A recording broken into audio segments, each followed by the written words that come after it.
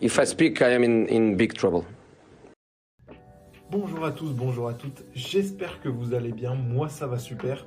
En cette fin de semaine, le week-end n'a pas encore commencé, j'espère que votre semaine s'est bien passée, j'espère que votre vendredi va bien se passer, qu'il est en train de bien se passer ou qu'il s'est bien passé, ça dépend à quel moment vous regardez cette vidéo. Et j'espère que votre week-end ira tout aussi bien. De toute façon, souvent le week-end ça va, c'est plutôt la semaine où c'est galère. C'est pour ça, j'espère que de votre côté tout s'est bien passé.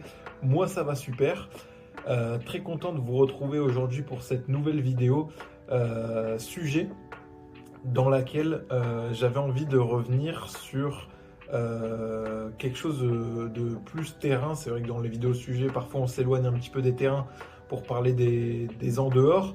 Là, c'est une vidéo sujet, mais ça concerne la tactique, le football dans son ensemble tactico-technique, un petit peu, j'ai envie de dire, si j'emploie des gros mots, pour aborder la question des dispositifs. Tout simplement, quel dispositif, la vidéo s'appellera sûrement quel dispositif est le meilleur en Ligue 1, et l'idée c'est d'un petit peu revenir sur les différents dispositifs qui sont utilisés cette année, pour un petit peu comprendre déjà pourquoi les entraîneurs utilisent cela, pourquoi ils font ces choix-là, et également pourquoi certains dispositifs qui étaient utilisés par le passé ne le sont plus actuellement, et à l'inverse, pourquoi d'autres dispositifs le deviennent aujourd'hui de plus en plus à la mode, entre guillemets, et voilà, au final d'établir quel est le meilleur et celui qui fonctionne le mieux, tout simplement. Je pense qu'on peut directement partir dans l'esprit. J'ai envie de commencer par dire que déjà, le football, évidemment, c'est un sport qui évolue énormément et qui, du coup, entraîne des évolutions tactiques assez importantes. Et ça se ressent sur la manière dont les entraîneurs positionnent les joueurs sur un terrain de foot. Déjà, petit rappel, mais bon, je pense que vous savez ce que c'est. Le dispositif d'une équipe, c'est tout simplement la manière dont les 11 joueurs sont placés sur le terrain. Normalement, vous mettez un gardien de but, donc déjà, il n'y en a plus que 10 dans le champ à placer. Et il y a plusieurs possibilités pour un entraîneur. Aujourd'hui, j'ai envie de vous présenter notamment 5 dispositifs les plus courants, j'ai envie de dire. Le 4-2-3-1, le 4-3-3, le 3-5-2, le 3-4-3 et le 4-4-2. Ça, c'est la base. Ce sont la manière dont les joueurs sont le plus souvent placés sur un terrain. Après, on aura toujours des entraîneurs pour faire des fantasqueries, pour faire des 3-6-1 ou je ne sais quel. Il y a le 4-5-1 aussi qui aurait pu rentrer dans cette idée-là, mais selon moi, le 4-5-1 est un petit peu un 4-3-3 du pauvre. C'est on ne s'assume pas, on décide de mettre les ailiers plus bas sur la compo, mais au final, les ailiers, ça reste des ailiers, donc qu'ils soient positionnés au même niveau que le numéro 9 ou au même niveau que les milieux de terrain, dans tous les cas, leur rôle est le même, c'est d'occuper le couloir offensivement. Donc le 4-5-1, je le mettrai dans la catégorie 4-3-3. Voilà un petit peu les dispositifs avec lesquels les entraîneurs de Ligue 1 et du football en général composent.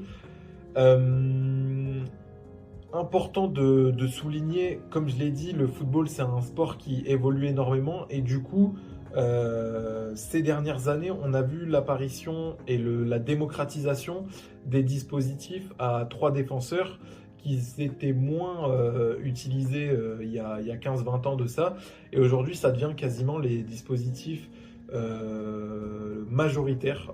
Si je prends la Ligue 1 par exemple, le 3-4-3, alors à chaque fois, c'est vrai que si je parle de chaque équipe, ça va être compliqué d'établir telle équipe joue avec tel dispositif, parce que ça peut changer chaque match en fonction aussi des blessures, de quel joueur dispose l'entraîneur, pardon. Donc forcément, il est obligé d'adapter son dispositif en fonction des joueurs qu'il a. Mais si on prend une moyenne, le 3-4-3, ça reste le dispositif le plus utilisé en Ligue 1 cette saison, ce qui n'était vraiment pas le cas il y a 10-15 ans. Le dispositif à 3 défenseurs centraux, c'est vraiment une modernisation assez récente. Et moi, j'y vois 2 raisons majoritaires à cela. Vous pouvez en voir d'autres et n'hésitez pas à me faire part de votre avis en commentaire. Pour moi, les dispositifs à 3 défenseurs centraux sont aussi utilisés aujourd'hui pour 2 raisons principales. La première, c'est l'évolution du rôle de latéral. Qu'est-ce que j'entends par là? J'entends par là le fait que dans les années précédentes, il y a 15-20 ans, si on prend une fourchette de 15-20 ans pour analyser, les latéraux avaient plus un rôle défensif sur le terrain. Donc leur métier principal, c'était de bien défendre. Et ensuite, on voyait ce qu'on faisait offensivement. Si le latéral avait un pied, c'était tant mieux. S'il avait cette qualité de centre, c'était à peu près tout ce qu'on lui demandait. En gros, le latéral à l'ancienne, si je peux employer cette expression-là, c'était un latéral robuste, costaud, dur sur l'homme, donc capable vraiment défensivement. Et ensuite, il dédoublait derrière son attaquant quand il avait le ballon, son joueur de couloir. Et s'il était servi, il centrait. En gros, je schématise, hein. Évidemment, vous pouvez me trouver des exemples de latéraux qui étaient capables de faire beaucoup plus que ça. Mais en gros, c'était ça les choses principales qu'on leur demandait. Aujourd'hui, un latéral, il doit savoir faire beaucoup plus que déborder, centrer et bien défendre. Je ne sais pas qui sont les premiers latéraux à avoir vraiment apporté une faculté offensive. J'ai en tête forcément Marcelo, du Real Madrid de la grande époque, évidemment. Mais il y en a évidemment d'autres, Dani Alves pour l'autre côté, si on devait un petit peu partager Real Madrid-Barcelone, histoire de se mettre aucune communauté à dos.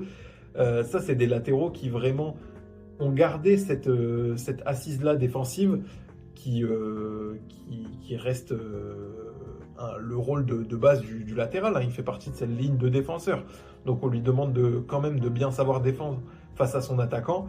Mais aussi, c'est plus seulement ça qui lui est demandé, c'est aussi avoir cette capacité de projection, balle au pied, faire des différences et ouais, être un danger de plus dans le cas d'une projection. Ça, j'ai l'impression que ce switch-là, il s'est à peu près effectué ces 15-20 dernières années. Et j'ai l'impression qu'on a une nouvelle mode où le latéral, il doit être aussi capable de limite s'introniser dans le milieu de terrain pour apporter un surnombre au milieu de terrain. J'ai en tête évidemment la manière dont joue le Paris Saint-Germain, ou avec des latéraux comme Achraf Hakimi et Nuno Mendes, qui sont évidemment capables défensivement, je ne dis pas le contraire, mais qui sont vraiment beaucoup plus portés sur l'attaque. Et on a même vu Luis Enrique utiliser Hakimi en latéral milieu de terrain. Quand ils ont le ballon, ils s'intronisaient dans le milieu, histoire de laisser le côté à l'offensif qui va prendre du coup le couloir. Donc, tout ça pour dire que les latéraux, on leur a beaucoup plus demandé de se projeter, d'avoir des rôles offensifs, et du coup, ça a un petit peu fait évoluer le poste vers celui de piston, qui est donc celui qui joue sur le côté dans une défense à 3. C'est naturel, on demande aux latéraux de jouer plus haut, donc on compense par l'ajout d'un nouveau défenseur dans le dispositif, ce qui donne ce dispositif à 3 défenseurs centraux et 2 pistons. Donc ça, c'est la première raison pour laquelle je pense, c'est mon avis, hein, mais voilà, ayant regardé pas mal de matchs, qui fait que les dispositifs à 3 défenseurs centraux sont prisés. La deuxième raison pour moi, c'est la volonté d'avoir plus de joueurs à la ressortie de balle. En fait, il y a 3 raisons. Je viens d'en avoir une qui se rajoute dans ma tête. Mais en fait, ça dépend des équipes et la manière dont elles utilisent ces 3 défenseurs centraux. Il y a cette volonté d'avoir 3 joueurs à la ressortie de balle dans le cadre des équipes qui veulent avoir le ballon et la possession, donc repartir de derrière, c'est mieux, hein, parce que si vous voulez la possession, mais que vous n'avez pas, si on vous presse, vous dégagez, bah, vous n'allez pas avoir beaucoup de ballons. Donc ça, c'est pour les équipes qui veulent la possession. Et d'un autre côté, les 3 défenseurs centraux, ça permet aussi d'avoir une assise plus importante défensivement. Si vous demandez à vos pistons de jouer plus dans des rôles de latéraux classiques, donc plus bas sur le terrain, et que vous avez rajouté un défenseur central de plus, et ben vous avez une défense à 5 qui est plus solide normalement qu'une défense à 4. Ça, tout dépend quand même, pardon. C'est pas forcément prouvé statistiquement, hein, mais c'est juste que dans la tête des entraîneurs, quand vous rajoutez un défenseur, vous êtes plus fort défensivement, ça peut se justifier. Mais voilà, les deux aspects qui diffèrent selon les équipes qui l'utilisent. Par exemple, si on a une équipe qui joue le maintien, qui va jouer avec une défense à 3 défenseurs centraux, je pense à par exemple Lorient, qui joue beaucoup cette saison avec des pistons. C'est pour avoir aussi cette sécurité défensive plus importante. Et on a aussi des équipes qui veulent le ballon, comme Lens, comme Marseille, qui jouent énormément à 3 défenseurs centraux en Ligue 1, qui vont utiliser ce dispositif plus pour avoir cette faculté de ressortir proprement le ballon, avec donc un axe central, 2 joueurs qui vont un petit peu plus s'écarter à ses côtés, et toujours avoir cette possibilité des pistons qui sont en soutien, histoire de pouvoir toucher quand même la ligne et faire bouger le bloc adverse, qui est toujours le but quand on a la possession, déplacer, trouver les espaces. Donc voilà, ça pour moi, c'est les 3 raisons majoritaires qui font que le dispositif à 3 défenseurs centraux est de plus en plus prisé, utilisé par les entraîneurs partout dans le monde et en Ligue 1 également. Et ce qui fait du 3-4-3 du coup le dispositif le plus utilisé en Ligue 1. J'ai relevé 6 équipes qui jouent avec ce dispositif-là. Vous pouvez attraper ma veste si vous n'êtes pas d'accord sur l'une des équipes, mais selon moi, Marseille, Lens, Monaco, Toulouse, Nice et Lorient jouent dans ce dispositif-là. Donc 6 équipes sur 18, ça fait un tiers. C'était pas le cas les années précédentes, et ça montre vraiment l'évolution du football vers ce type de schéma-là. J'ai envie maintenant, dans une seconde partie de la vidéo, vous présenter un à un les dispositifs pour qu'on puisse quand même répondre à la question quel est le meilleur dispositif en Ligue 1, mais en général. Et donc je vais vous présenter un à un petit peu les dispositifs pour vous présenter leurs forces et leurs faiblesses de chacun, histoire qu'on puisse répondre à la question. J'ai bien envie de commencer par le 4-2-3-1, qui est un dispositif qui était l'un des plus utilisés dans les années précédentes, il y a 10-15 ans, hein, toujours, avant vraiment cette poussée du dispositif à 3 défenseurs. 4-2-3-1, donc on se retrouve souvent avec 4 défenseurs classiques, 2 défenseurs centraux, 2 latéraux, n'importe quel profil, j'ai envie de dire. 2 milieux, pour le coup, plus défensifs, parce que justement, on va avoir un numéro 10 qui va être la pièce maîtresse, j'ai envie de dire, de cette composition. Et ce pourquoi on utilise ce placement-là des joueurs, c'est vraiment pour mettre en valeur le numéro 10 qui est censé avoir déjà les clés d'attaque et être celui qui vraiment va organiser le jeu de l'équipe, va placer un petit peu ses partenaires offensivement et va être celui qui fait les décalages sur le terrain offensivement.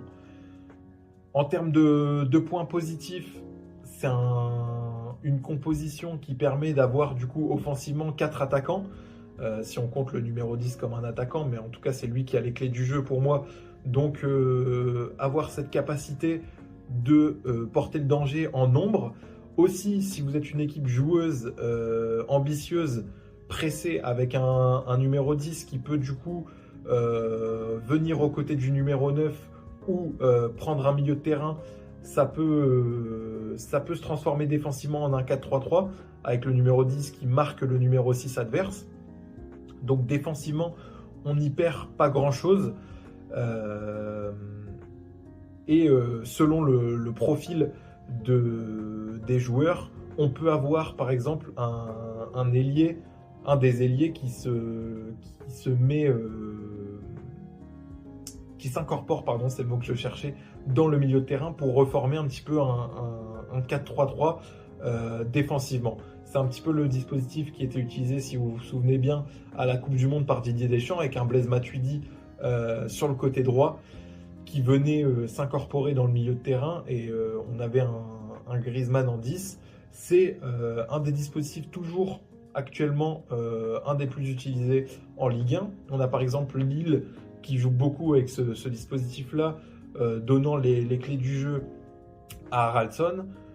Angers aussi qui aime bien ça avec du Louis Mouton et garder cette stabilité avec Iman Abdelli pour ressortir les ballons en vrai numéro 6. Lyon aussi qui est très adepte de ce dispositif-là avec du Tolisso en numéro 10 ou alors avec une double paire Tessman-Morton pour ressortir.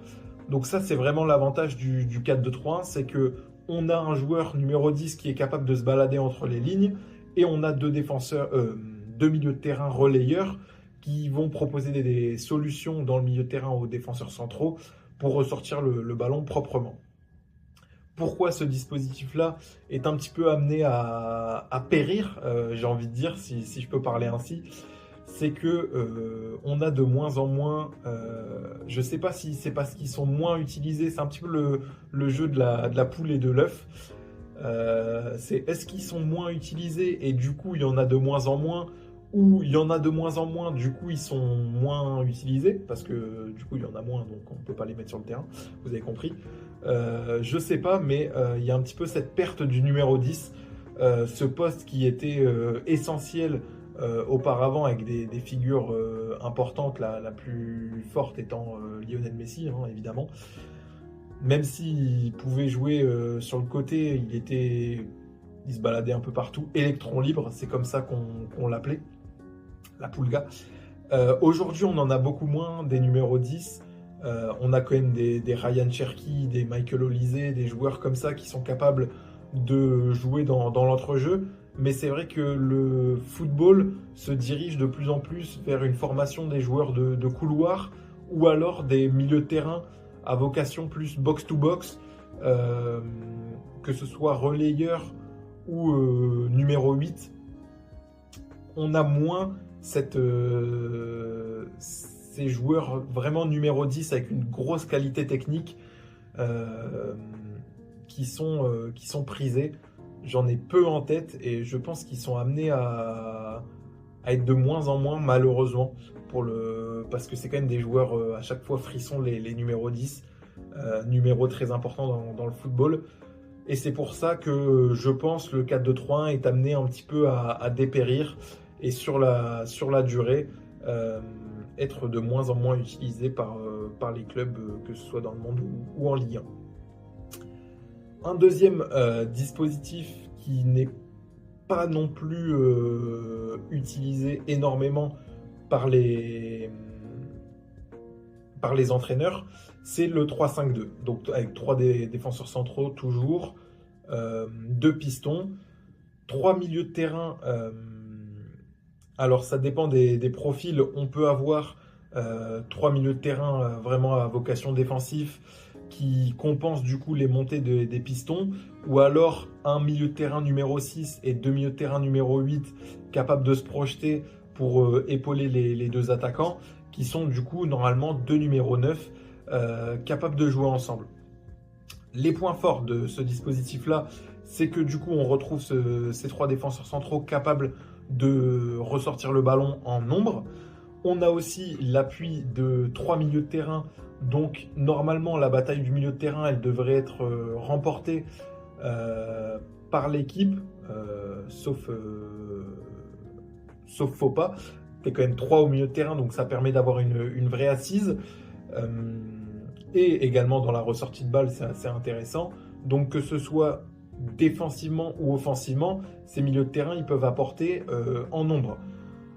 Le point le point, alors je ne sais pas si c'est un point fort ou alors un point faible, mais en tout cas l'interrogation pour moi de ce dispositif-là, il reste dans tous les cas sur la compatibilité entre les deux attaquants. C'est vrai qu'il y a toujours, moi, alors si je devais parler à titre personnel, je ne suis pas friand des dispositifs à deux attaquants, que ce soit le 3-5-2 ou le 4-4-2, qui est pour le coup, lui, totalement laissé à l'abandon par les entraîneurs de Ligue 1. Parce que je trouve que très souvent, la complémentarité entre les deux attaquants, elle est difficile à obtenir. Depuis... Alors moi, j'ai en tête un dispositif à deux attaquants qui m'avait marqué en Ligue 1, c'était l'association Mbappé-Falcao en 2017, ou alors Falcao-Germain. Faut pas oublier que Valère Germain, il faisait partie de ce binôme d'attaquants et qu'il était très performant à ce moment-là. À ce moment, quand on a un attaquant comme Radamel Falcao, qui est un vrai numéro 9, finisseur, renard des surfaces, point d'appui, point d'ancrage pour ses milieux de terrain, avec un joueur capable de prendre la profondeur, que ce soit comme le jeune Kylian Mbappé à l'époque, ou Valère Germain, parce qu'il faut pas cracher sur le joueur qui était Valère Germain à cette époque-là. Pourquoi pas? Il faut vraiment avoir cette compatibilité entre les deux numéros 9 pour que ce dispositif fonctionne. Sinon, on se retrouve vraiment dans un cas où les deux peuvent se marcher dessus. Et c'est un petit peu là où j'ai du mal, moi, à me projeter sur des dispositifs comme ça. Il y a deux équipes, j'en vois vraiment deux majoritaires. Je sais que Monaco a un peu joué en 3-5-2 avec Adi Hutter. C'est un peu moins le cas avec Pocognoli. Mais il y a deux équipes qui apprécient beaucoup ce dispositif-là. C'est Rennes, avec que ce soit l'association Kader Meïté, Esteban Le Paul ou Esteban Le Paul, Brelem Bolo. Ils jouent beaucoup comme ça. Et Strasbourg, plus récemment, avec le retour d'Emega, où on a vu Liam Rosenior aligner Emega et Panicelli. J'ai quand même un peu de réticence. J'ai toujours l'impression que l'attaquant numéro 9 seul brille mieux que quand il est accompagné d'un comparse autre numéro 9. Dans ces cas-là, je préfère avoir un joueur plus numéro 10 pour qu'il joue un peu plus bas, qui décroche un peu plus bas et qui porte le ballon plus que de se projeter en profondeur ou jouer en remise. C'est là où je mets mon interrogation sur ce dispositif-là qui n'est forcément pas très utilisé parce que assez risqué. Si votre association entre les deux numéros 9 ne fonctionne pas, vous avez une attaque qui a du mal à tourner. Un autre dispositif que j'ai envie d'aborder, c'est évidemment le très classique 4-3-3. Alors là, il y a pas de chichi. J'ai l'impression que le 4-3-3, c'est du classique, c'est du tapin, ça va tout droit. On met 4 défenseurs parce que c'est la norme. On met 3 milieux de terrain parce que c'est la norme. Et on met 3 attaquants parce que c'est la norme. C'est, je pense, ce qui fait son succès, si je peux ainsi dire. Mais ce pourquoi les entraîneurs le plébiscitent, c'est sa stabilité au 4-3-3. C'est-à-dire qu'on a des joueurs à tous les postes capables d'assurer leur rôle et des joueurs en nombre. J'en ai parlé avec le 3-5-2. Quand on a un milieu à 3, c'est vrai qu'on est pas mal. On est capable d'être solide défensivement et de se projeter offensivement, surtout si vous avez des milieux de terrain qui sont à l'aise, notamment dans la dernière passe. C'est toujours intéressant de pouvoir les utiliser comme ça en trio. Une équipe forcément qui joue en 4-3-3, qui performe très fort en Ligue 1, c'est le Paris Saint-Germain. Évidemment, c'est plus facile de jouer en 4-3-3 quand tu as un milieu de terrain, Fabian Ruiz, João Neves, Vitinha. C'est vrai que c'est un peu les profils parfaits pour jouer dans ce dispositif-là avec Fabio. João Neves, récupérateur, mais très fort pour se projeter. Vitinha, je ne sais pas, il est à combien de buts cette saison, mais dans la projection, quand il arrive face au but ou à l'entrée de la surface, il est aussi létal. Et Fabian Ruiz pour distribuer, pour ressortir le ballon, pour orienter. c'est un joueur exceptionnel. Donc les trois sont vraiment complémentaires et que ce soit offensivement ou défensivement, ça fonctionne très bien. De toute façon, je ne vais pas vous décrypter pourquoi Paris est une bonne équipe, hein. Ils l'ont prouvé, c'est eux les champions d'Europe en titre. Mais voilà, il faut vraiment avoir cette complémentarité parmi les milieux de terrain. Sinon, c'est vrai qu'on peut se retrouver avec un dispositif qui laisse un peu, j'ai l'impression, les attaquants à leur sort. C'est vrai que les autres équipes qui jouent en Ligue 1 en 4-3-3, c'est Auxerre et Nantes majoritairement. Le Havre aussi, même si c'est moins clair. Et dans ces cas-là, j'ai l'impression que les attaquants sont plus livrés à eux-mêmes. Après, c'est aussi parce qu'il y a moins de talent dans l'équipe, hein. C'est toujours la même rengaine. Est-ce que c'est le dispositif ou les joueurs qui font la manière... Bon, c'est clairement les joueurs, mais vous m'avez compris. Est-ce que le dispositif a vraiment une importance quand tu as les meilleurs joueurs du monde? C'est un petit peu toujours la question. Et c'est vrai que c'est moins évident de bien jouer quand tu as des joueurs moins forts. Ça paraît assez logique. Du coup, ces équipes-là, Le Havre, Nantes et Auxerre, forcément, elles performent moins parce qu'elles ont moins de talent. Mais je trouve aussi que ça s'explique par le fait que leur milieu de terrain, je parle des joueurs, sont moins complémentaires et ont moins cette capacité de projection. Et du coup, tu te retrouves avec souvent des ballons. Imaginons le ballon, il va sur le côté à ton ailier. Et ben, tu manques de ce point d'appui. Tu l'as avec ton numéro 9. Mais si ton numéro 9 il vient donner ce point d'appui, tu n'as plus personne dans la surface. Donc si tu n'as pas le milieu de terrain en retrait pour combiner, tu es un peu esselé. Vous avez compris le problème. Et c'est pour ça que le 4-3-3, il est aussi de moins en moins utilisé, alors que c'était vraiment le dispositif parfait dans les années 2010. On se souvient de ces classicos avec le Barça contre le Real, où ça jouait tout le temps en 4-3-3. Il n'y avait pas de surprise. Aujourd'hui, c'est beaucoup... C'est encore le cas au Barça, c'est encore le cas au Real, même si ça change un peu.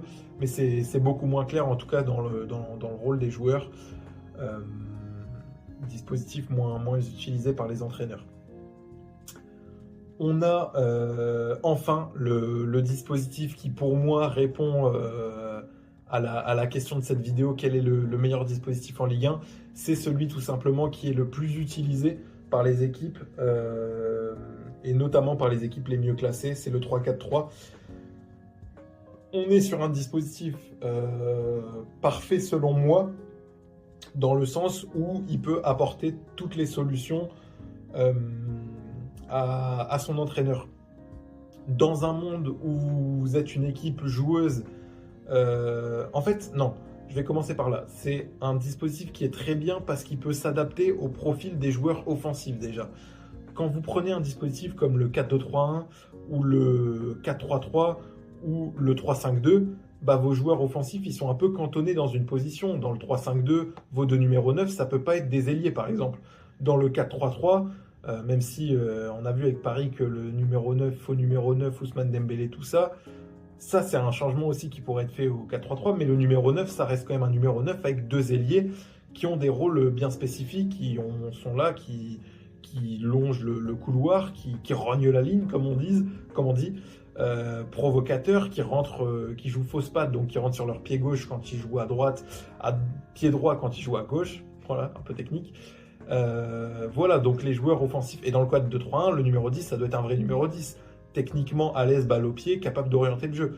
Dans ces dispositifs-là, les joueurs offensifs, ils ont des rôles assez prédéfinis et on ne peut pas adapter le dispositif aux joueurs.